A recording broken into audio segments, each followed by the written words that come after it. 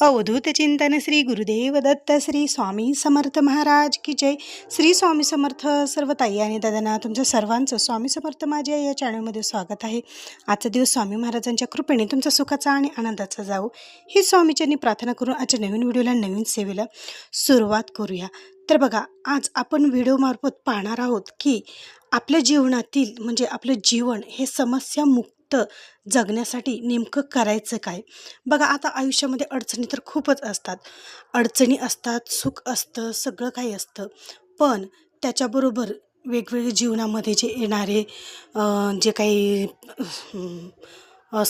संघर्ष म्हणा किंवा जे काही अडचणी असतात, जे काही दुःख असतात, ते तर आपल्या जीवनामध्ये नेहमी घडतच असतं।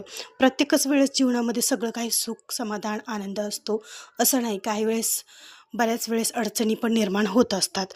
पण आपलं जीवन हे समस्यामुक्त जीवन जगण्यासाठी नेमकं काय करावे, तर गुरुमाऊलींनी सांगितलेली सगळ्यात छान अशी ही सेवा, छान असा हा उपाय मी आज तुमच्यासोबत शेअर करणार आहे। तर दिंडोरी प्रणित केंद्रातील हा छान असा गुरुमाऊलींनी आपल्या सर्व भक्तांना सांगितलेला हा उपाय आहे।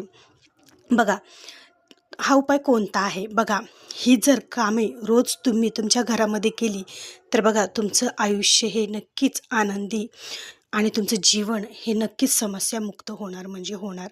आता कुठल्याही समस्या असो तर त्या तुमच्यापर्यंत पोहोचणार सुद्धा नाही। आता बघा, मनुष्य मनुष्य जन्माला येतानाच 5 ऋण घेऊन येत असतो। मग ते ऋण कोणते बरं, तर जाणून घेऊया।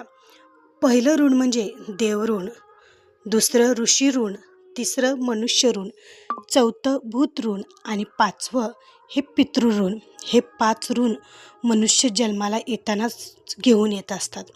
मग आपल्याला फक्त दररोज ही 5 कामं करायची आहेत।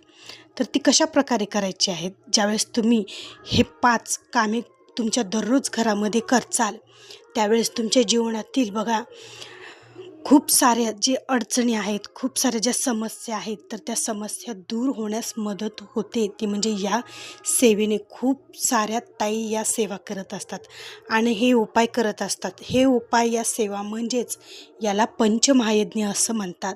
ज्या घरामध्ये पंचमहायज्ञ होतं त्या घरामध्ये बघा, जे काही अडथळे, ज्या काही समस्या असतात तर त्याचं निवारण हे 100% होतं म्हणजे होतंच। आता तुम्हाला बऱ्याच ताईंना विचार पडला असेल की पंचमहायज्ञ म्हणजे काय, तो कशा प्रकारे करायचं आणि याने आपल्या जीवनातील कोणत्या समस्या नेमक्या कमी होणार आहेत, असं आता तुम्हाला प्रश्न पडला असेल। तर बघा, तुम्हाला व्यवस्थित मी सांगते पंचमहायज्ञ म्हणजे काय, पंचमहायज्ञासाठी दररोज काय नेमकं करावं लागतं आपल्याला। आता बघा, आपल्याला सगळ्यात पहिलं देवयज्ञ करायचा आहे। म्हणजेच तुम्हाला काय करायचं आहे, सकाळी बघा, पहिल्या ज्या म्हणजे बायका होत्या ना, आपली आजी आजोबा म्हणजे आजी पणजी जी होत्या किंवा आता सासू जे आपले आहेत, तर त्यासुद्धा पहिल्या काळात काय करायच्या बघा, अग्नीला तूप द्यायच्या। मग आता सगळ्या इलेक्ट्रॉनिक वस्तू आहेत, तर आता खूप प्रमाणात हे कमी झालेलं आहे। तर तुम्हाला काय करायचं आहे, एक पेपर घ्यायचा आहे, त्याला थोडंसं तूप लावायचं आहे आणि तो पेपर तुम्हाला जाळायचा आहे। याने काय होणार आहे, अग्नीला तूप मिळतं आणि तुमच्याकडून देवयज्ञ हा होतो। त्याचबरोबर आता स्वयंपाक करताना बघा, बऱ्याच वेळेस सकाळनं ज्यावेळेस आपण स्वयंपाक करत असतो त्यावेळेस दारात कावळा ओरडतो। मग आपण कावळा ओरडायला की आपण काय म्हणतो, कोणीतरी पाहुणे येणार आहेत त्याच्यामुळेच कावळा ओरडत आहे। तर बघा, असं काही नाही, जे काही आपले गेलेले पूर्वज आहेत तर ते पूर्वज आपल्या दारामध्ये येत असतात। काहीतरी आपण त्यांच्या स्मरणात त्यांना काहीतरी अन्न ठेवतो की नाही याच्यासाठी ते आपल्या दारात येऊन ओरडत असतात।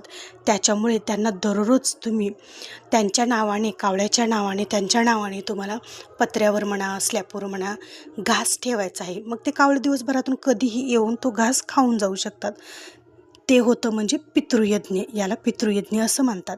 त्याचबरोबर तुमच्या जर आसपास गाय असेल किंवा घरामध्ये गाय असेल तर आवर्जून गाईला दररोज घास खाऊ घाला। बघा, नैवेद्य जो असो तो खाऊ घाला किंवा काही गवत वगैरे असेल ते खाऊ घाला। हे म्हणजेच ऋषीयज्ञ, याला ऋषीयज्ञ असं म्हणतात। त्याचबरोबर आता मनुष्ययज्ञ, आपल्या घरामध्ये एखादी व्यक्ती येते किंवा ओळखीची असो अनोळखी असो, त्या व्यक्तीला पाणी द्या, जेवण खाऊ घाला किंवा चहा पाणी असं काहीतरी द्या. किंवा घरामध्ये लहान मुलं येतात बघा आजूबाजूचे, तर त्यांना गोळ्या द्या, बिस्किटं द्या खाण्यासाठी. याच्यातून आपल्याकडून कोणतं यज्ञ होतं ते म्हणजे मनुष्य यज्ञ. एखाद्या मनुष्याला आपल्या घरामध्ये मान सन्मानाने चहा पाणी जेवण देणं, लहान मुलांना बिस्किटं देणं, तर हे मनुष्य यज्ञ आपल्याकडून घडत असतं. त्याचबरोबर आता 5वं येतं ते भूत यज्ञ. आता बघा, आपल्या घरामध्ये कानाकोपऱ्यामध्ये कुठे ना कुठे तुम्हाला काळ्या मुंग्या ह्या दिसतच असतात. तर तुम्हाला काय करायचं आहे, काळ्या मुंग्याला थोडीशी तुम्हाला साखर टाकायची आहे. ज्यावेळेस त्या काळ्या मुंग्या साखर खातील त्यावेळेस बघा तुमच्या जीवनातील ज्या काही समस्या आहेत, ज्या काही अडचणी आहेत, तर त्या कमी होण्यास मदत होते. तर तुम्हाला अशा प्रकारे दररोज न चुकता या गोष्टी करायच्या आहेत. तुमच्या दररोजच्या नित्य तुमच्या जीवनामध्ये ह्या गोष्टी तुम्हाला करायच्या आहेत. हे 5 यज्ञ तुम्हाला करायचे आहेत. देवयज्ञ, पितृयज्ञ, ऋषीयज्ञ, मनुष्ययज्ञ आणि भूतयज्ञ. बघा याला तर म्हणतात पंचमहायज्ञ. आणि अशा प्रकारे तुम्हाला दररोज तुमच्या घरामध्ये न चुकता पंचमहायज्ञ करायचा आहे. जो कोणी आपल्या घरामध्ये पंचमहायज्ञ करतो त्याच्या जीवनातील ज्या काही समस्या आहेत, तर त्या समस्या ह्या 100% दूर होतात, म्हणजे होतातच. त्यासाठी तुम्ही दररोज या म्हणजे हे पंचमहायज्ञ तुमच्या घरामध्ये करा. बघा लवकर नाही तरी पण हळूहळू ज्यावेळेस तुम्ही दररोज नित्यनियमाने या सेवा करायला सुरुवात कराल त्यावेळेस तुम्हाला नक्कीच याचा तुम्ही स्वतः अनुभव घ्याल की ह्या सेवेने तुमच्या घरामध्ये किती छान असा रिझल्ट आलेला आहे. तुमच्या घरातील की वातावरण एकदम म्हणजे चांगलं झालेलं तुम्ही स्वतः अनुभवाल. इतका हा उपाय खूप म्हणजे खूप छान असा हा उपाय आहे. तर आवर्जून तुम्ही हा उपाय करून बघा आणि समस्यामुक्त जीवन जगून बघा. तर असा होता आजचा व्हिडिओ. आवडला असेल तर एक लाईक नक्की जरूर करा आणि कमेंटमध्ये श्री स्वामी समर्थ लिहायला विसरू नका. भेटू पुन्हाच अशा एका नवीन व्हिडिओसोबत, नवीन सेवेसोबत. तोपर्यंत माझ्या सर्व ताई आणि दादांना श्री स्वामी समर्थ.